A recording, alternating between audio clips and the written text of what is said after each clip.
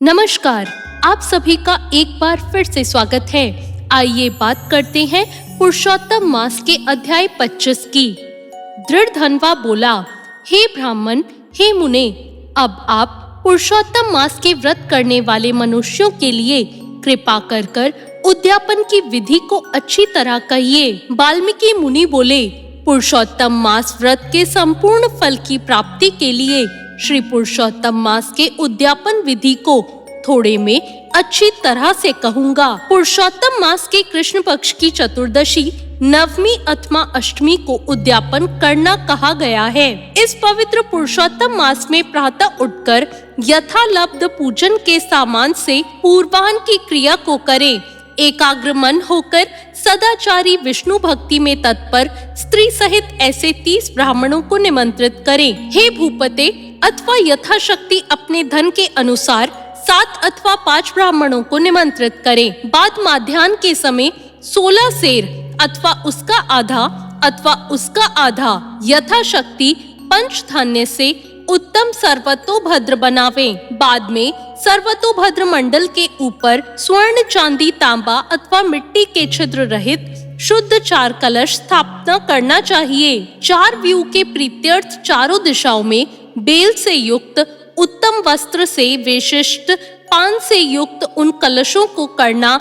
उन चारों कलशों पर क्रम से वासुदेव, हलधर, प्रद्युम्न और अनिरुद्ध देव को स्थापित करें। पुरुषोत्तम मास व्रत के आरंभ में स्थापित किए हुए राधिका सहित देवादेवेश पुरुषोत्तम भगवान को कलश युक्त वहां से लाकर मंडल के ऊपर मध्य भाग में स्थापित करें। वेद वेदांग के जानने वाले वैष्णव को आचार्य बनाकर जप के लिए 4 ब्राह्मणों का वरण करें।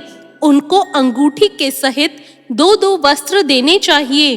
प्रसन्न मन से वस्त्राभूषण आदि से आचार्य को विभूषित करके फिर शरीर शुद्धि के लिए प्रायश्चित गोदान करें। तदंतर स्त्री के साथ पूर्वोक्त विधि से पूजा करनी चाहिए और वरण किए हुए 4 ब्राह्मणों से 4 व्यू का जप कराना चाहिए और 4 दिशाओं में 4 दीपक ऊपर के भाग में स्थापित करने चाहिए। फिर नारियल आदि फलों से क्रम के अनुसार अर्धदान करना चाहिए। घुटनों के बल से पृथ्वी में स्थित होकर पंचरत्न और यथालब्ध अच्छे फलों को दोनों हाथ में लेकर श्रद्धा भक्ति से युक्त स्त्री के साथ हर्ष से युक्त होकर प्रसन्न मन से श्री हरि भगवान का स्मरण करते हुए अर्घदान करें। अर्घदान का मंत्र, हे देव देव, हे पुरुषोत्तम, आपको नमस्कार है। हे हरे, राधिका के साथ आप मुझसे दिए गए अर्घ को ग्रहण करें। नवीन मेघ के समान श्याम वर्ण 2 भुजाधारी मुरली हाथ में धारण किए पीतांबरधारी देव राधिका के सहित पुरुषोत्तम भगवान को नमस्कार है। इस प्रकार भक्ति के साथ राधिका के सहित पुरुषोत्तम भगवान को नमस्कार करके चतुरांथत नाम मंत्रों से तिल की आहुति देवें। इसके बाद उनके मंत्रों से तर्पण और मार्जन करें। बाद में राधिका के सहित पुरुषोत्तम देव की आरती करें। अब नीराजन का मंत्र कमल के दल के समान कांति वाले राधिका के रमण कोटि कामदेव के सौंदर्य को धारण करने वाले देवेश का प्रेम से नीराजन करता हूँ। अथ ध्यान मंत्र, अनंत रत्नों से शोभायमान सिंहासन पर स्थित अंतर्ज्योति स्वरूप वंशी शब्द से अत्यंत मोहित व्रज की स्त्रियों से घिरे हुए, इसलिए वृंदावन में अत्यंत शोभायमान राधिका और कौस्तुभ मणि से चमकते हुए हृदय वाले शोभायमान रत्नों से जटित किरीट और कुंडल को धारण करने वाले आप नवीन पीतांबर को धारण किए हैं। इस प्रकार पुरुषोत्तम भगवान का ध्यान करें। फिर राधिका के सहित पुरुषोत्तम भगवान को पुष्पांजलि देकर स्त्री के साथ साष्टांग नमस्कार करें। नवीन मेघ के समान श्याम वर्ण पीत वस्त्रधारी अच्युत श्री वस्त्र चिन्ह से शोभित और स्थल वाले राधिका सहित हरि भगवान को नमस्कार है। ब्राह्मण को सुवर्ण के साथ पूर्ण पात्र देवें। बाद में प्रसन्नता के साथ आचार्य को बहुत सी दक्षिणा देवें। सपत्नीक आचार्य को भक्ति से वस्त्र आभूषण से प्रसन्न करें। फिर ऋत्विजों को उत्तम दक्षिणा देवें। बछड़ा सहित वस्त्र सहित दूध देने वाली सुशीला गौ को घंटा आभूषण से भूषित करके उसका दान करना चाहिए। तांबे का पीठ, सुवर्ण का श्रृंग, चांदी के खुर से भूषित कर देवे, बाद धृत पात्र देवे और उसी प्रकार तिल पात्र देवे। स्त्री पुरुष को पहनने के लिए उमा महेश्वर के प्रतीर्थ वस्त्र का दान करें। 8 प्रकार का पद देवे और 1 जोड़ा जूता देवे। यथाशक्ति हो तो आयु की चंचलता को विचारता हुआ वैष्णव ब्राह्मण को श्रीमद् भागवत का दान करें, देरी नहीं करें। श्रीमद् भागवत साक्षात भगवान का अद्भुत स्वरूप है। जो वैष्णव पंडित ब्राह्मण को देवे तो वह कोटि कुल का उद्धार कर अप्सरा गणों से सेवित विमान पर सवार होकर योगियों को दुर्लभ गोलोक को जाता है। हजारों कन्यादान, सैकड़ों वाजपेयी यज्ञ, धान के 7 क्षेत्रों के दान और जो तुलादान आदि 8 महादान है और वेद दान है, वे सब श्रीमद् भागवत दान की 16वीं कला की बराबरी नहीं कर सकते हैं। इसलिए श्रीमद् भागवत को सुवर्ण के सिंहासन पर स्थापित कर वस्त्राभूषण से अलंकृत कर वैष्णव ब्राह्मण को देवे। कांसे के 30 संपुट में 30-30 मालपुआ रखकर ब्राह्मणों को देवे।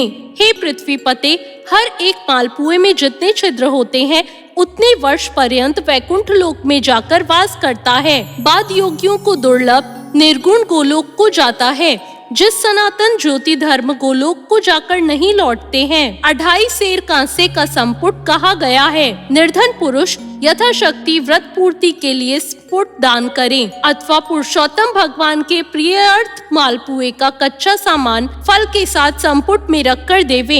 हे नरधिप, निमंत्रित सपत्नीक ब्राह्मणों को पुरुषोत्तम भगवान के समीप संकल्प करके देवे। अब प्रार्थना लिखते हैं।